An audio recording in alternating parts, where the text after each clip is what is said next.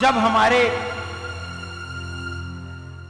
बच्चों के ऊपर दुख आता तो जो हमारी माताएं हैं वो भी अपने पतियों के साथ खड़ी हो जाती,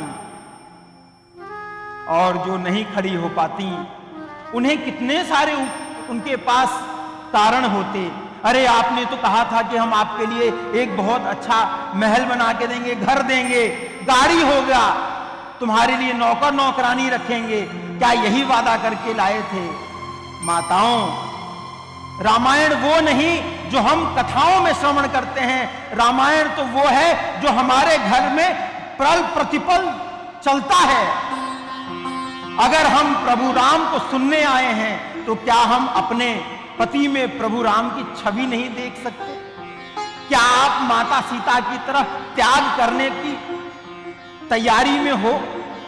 आपको लगता है कि आपके पति सही हों या गलत हों, लेकिन माता सीता ने कभी भी राम जी के ऊपर एक प्रश्न नहीं उठाया। उन्होंने कभी नहीं कहा कि प्रभु आपको वनवास जाने का आदेश मिला है, आप मुझे जब ब्याह के लाए तो हमारी आपकी बात में कोई वनवास या कहीं और जाने की बात नहीं हुई थी।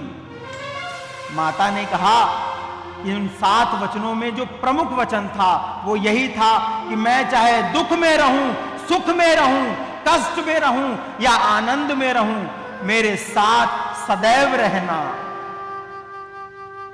याद रखना माताओं, जब आप इस कदर तक त्याग करने को तैयार रहते हो तो आपके साथ माता सीता का वह स्वरूप अपने आप जुड़ जाता है और आप फिर से माता सीता की तरह जीवन जीना शुरू कर देते हो। मां सीता हमारे आपके लिए एक उदाहरण है।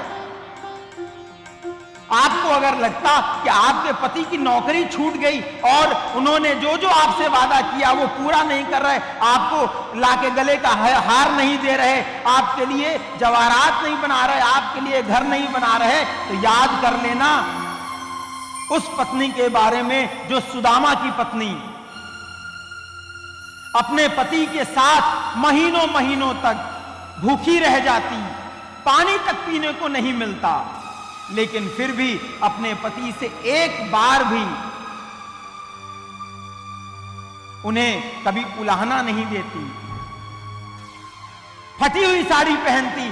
और आपको एक बात और मजे की बताऊं, जिस समय पे सुदामा जी का जन्म हुआ था उस समय पे उस पूरी सृष्टि में सुदामा जी से अधिक निर्धन कोई नहीं था। उनके बच्चों को, उनके परिवार को, उनकी पत्नी को कई कई दिनों तक पानी नहीं पीने को मिलता, खाने की बात को छोड़ दो। पत्नी रोज शाम को पात्र में रख करके अपने बच्चों को बोलती, आज बहुत अच्छा मिलने वाला है तुम लोगों को भोजन, और भिक्षा मांगकर कहीं से अगर जल मिलता तो बच्चों को वही जल पिलाकर सुला देती। सुदामा और उनकी पत्नी कई दिनों तक बिना अन्न और जल के रही। और आप देखो ठाकुर जी की, भगवान कृष्ण की कितनी महिमा। उस समय जो सबसे निर्धन थे उन्होंने उन पर कृपा करके उस सृष्टि का सबसे धनवान बना दिया।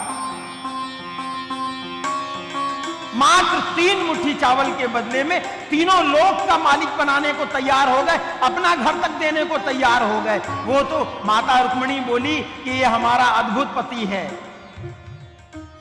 अपना भी घर दे देंगे।